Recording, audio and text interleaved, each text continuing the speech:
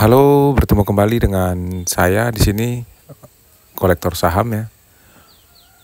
Terakhir setelah membahas Porto, sepertinya saya merasa tepat melakukan keputusan sesuai dengan planning saya, di mana di tanggal 30 kemarin ya, di bursa penutupan terakhir, itu rilis laporan keuangan Big Bank, BRI, BCA, Mandiri. Saya fokus di 3 bank yang BUMN ya. Saya kecualikan BBCA. Karena saya sebelumnya memang pernah mengatakan di video yang bagian mana itu. Pokoknya di beberapa video yang lalu, saya ingin mengurangi porsi di BRI dan mengumpulkan cash, lalu akan mengambil momentum ketika rilis laporan keuangan, karena di BRI khususnya estimasi dari analis itu berada di bawah kuartal sebelumnya, bahkan di bawah kuartal 1 tahun lalu.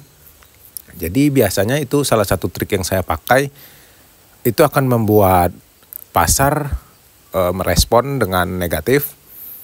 Jadi sebelum itu terjadi, saya akan mengurangi porsi, lalu setelah price in, saya akan buyback di saham tersebut. Di sini itu BRI ya. Kita cek. Pendapatan EPS ya ini. Estimasinya itu 93 rupiah ya untuk kuartal 1, dan realisasinya hanya 90 atau 91 rupiah. Itu berada di bawah estimasi analis atau minus 2 poin atau 2,6%. Di sisi lain pendapatannya sebenarnya meningkat, hanya ada mungkin beban dan NPL atau hal-hal lain ya, nanti itu lebih jelasnya di laporan keuangan. Kita akan cek sederhana aja. Nah, ini yang saya maksud. Saya sering melakukan trik ini dan beberapa kali selalu berhasil ya. Jadi kita lihat di sini di kuartal 1 tahun lalu EPS-nya sekitar estimasinya ya sekitar 94, dan laporan aktualnya juga berada di bawah prediksi, dan saat itu pasar merespon negatif, harganya lumayan jatuh ya. Lalu di tahun ini juga sama, berada di bawah estimasi analis, dan juga ini berada di bawah kuartal lalu, baik kuartal 4 maupun kuartal 1 tahun lalu. Itu akan membuat ini menjadi bumbu yang lebih oke lagi untuk respon negatifnya ya. Jadi maksud saya ini akan sedikit memberi gejolak nanti di pasar. Tentunya beberapa hal ini akan saya coba manfaatkan semaksimal mungkin ya. Jadi bisa kita katakan ketakutan sell in May ditambah dengan laporan-laporan keuangan yang seperti ini tentu akan lebih menarik lagi bagi orang-orang yang telah mempersiapkannya. Dan di BMRI saya lihat itu cukup lumayan ya. Jadi saya memang tidak mengincar BMRI kemarin, karena saham yang saya incar memang BRI. Oh, di sini belum update kayaknya.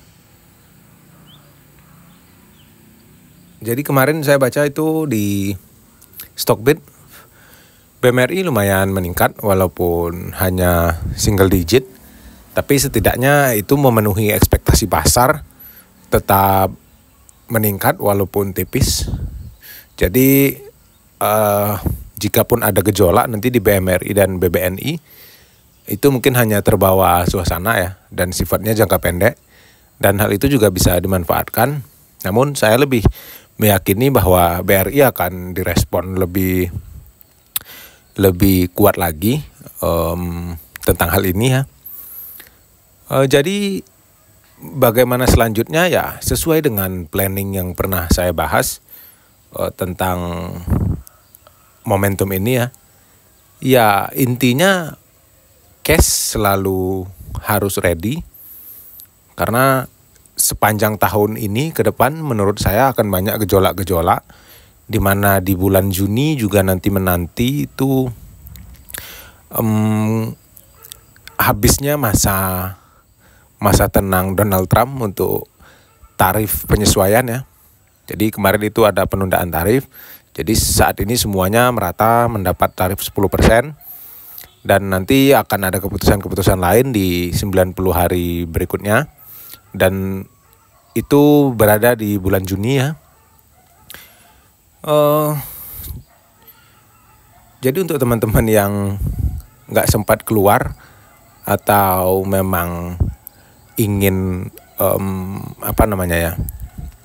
jangka panjang dan tidak ingin menjual atau membeli lagi, khususnya di BRI ya santai aja gitu ya. Saya memprediksi di 2026 ekonomi akan kembali menggeliat ya, setidaknya ada pemulihan lah gitu. Jadi jika ada cash ditambah pelan-pelan, jika jatuh ditambah posisi lagi gitu ya. Jadi nggak usah fokus ngelihat merahnya, santai aja, karena nanti di akhir tahun atau di Januari juga nanti akan kembali membagikan dividen itu BRI ya. Jadi kalau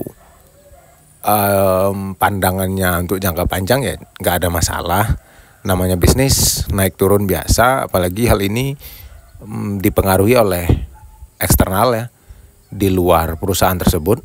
Jadi walaupun memang kinerja BRI bisa kita katakan saat ini agak menurun, namun itu penyebabnya disebabkan dari luar perusahaan itu sendiri, seperti adanya suku bunga, lalu adanya kebijakan-kebijakan moneter, yang semua itu cukup mempengaruhi kinerja BRI itu sendiri. Jadi sejauh ini ya oke ya, planningnya sesuai rencana dan eksekusinya nanti semoga juga sesuai rencana. Saat ini saya memiliki cash sekitar 25% porto, cukup lumayan jika untuk membalikkan keadaan, mengcover saham yang juga 25% porto masih oke ya.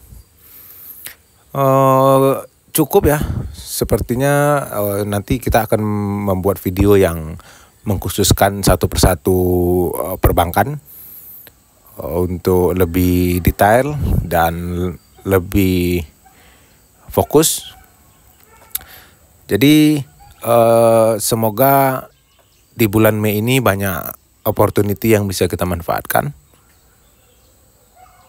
Baik, sampai jumpa di video selanjutnya. Terima kasih sudah menonton.